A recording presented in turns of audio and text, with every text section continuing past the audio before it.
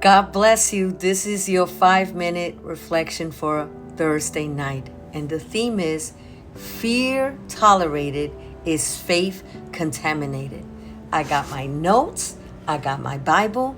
Here's your faith over fear talk. Fear tolerated is faith contaminated. In the book of Hebrews chapter 6, we see that famous verse. But without faith, it is impossible to please God. Fear does not enter loudly. It does not make a grand entrance. Sometimes it whispers. It whispers. It whispers, what if it fails? What if you're not enough? What if what you're doing is not what God called you to do? And if we're not careful, tolerated fear becomes what? It becomes something that contaminates your faith.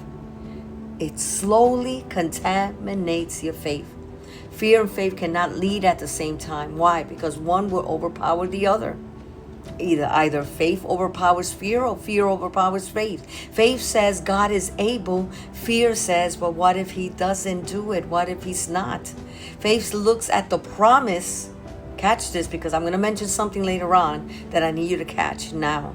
Faith looks at the promise. Fear stares at the problem. The enemy understands that if he cannot destroy your calling, he will try to contaminate your faith. He will try to contaminate your confidence in God. A little fear tolerated becomes what? When you tolerate fear, it becomes a stronghold entertained. Oh, that is deep. It becomes a stronghold entertained. That's why the Lord repeatedly repeats in his word, do not fear, do not fear.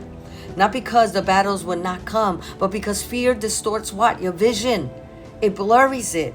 Fear distorts your vision. Fear makes the giant look bigger than what it is, bigger than God. Fear makes storms louder than his voice. Let's face it, when there's a storm out there, what brings fear to you? The rain or the thunder? When Matthew talks about Peter walking in the water, this is what I'm going to bring, what I mentioned to you before. He began to sink. Peter began to sink when he what? When he shifted his focus from Jesus to the wind. The storm didn't change. His focus did. He stopped looking at Jesus and stared at the storm. Remember, I mentioned that. Before. What happens is that some believers are what? We're praying in faith, right? While secretly we're partnering with what? With unbelief, with doubt, with fear. Declaring victory outwardly when we're meditating defeat already inwardly.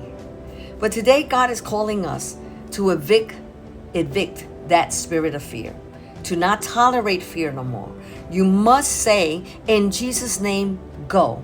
Fear of failure, fear of rejection, fear of lack, fear of the future, fear of stepping out. It must go. You can't tolerate it any longer, because contaminated faith produces what? Hesitation, worry, double-mindedness, and spiritual paralysis. Fear paralyzes you. In the book of 2 Timothy, chapter 1, verse 7 says this, for God has not given us what? A spirit of fear, but of power and love and a sound mind. Fear is not from God. Faith grows where fear is what? Confronted. You must confront it. You must give it an eviction notice. You must stop tolerating it. In order for faith to increase, fear must decrease. It must be diminished. It must be diminished. Courage is not the absence of fear. It is the obedience in spite of it. I encourage you today to make a decision. Make a decision that I will no longer nurture what God told me to cast down. God is telling you, cast down the spirit of fear. Cast it up and out. So make a decision that you will no longer nurture it, that you will no longer tolerate it. Your faith must become what? Stronger than the voices around you, stronger than the voice of the enemy, stronger than his lies, stronger than that spirit of fear, because what you tolerate will contaminate. If you tolerate fear, it will contaminate faith. Let faith contaminate you, not fear. Let faith be contagious, not fear. Let your faith be your voice, not fear. Because if you tolerate fear, you will contaminate your faith. That was your 5-minute Faith Over Fear Talk reflection. I see you next week, Tuesday to Thursday. God bless.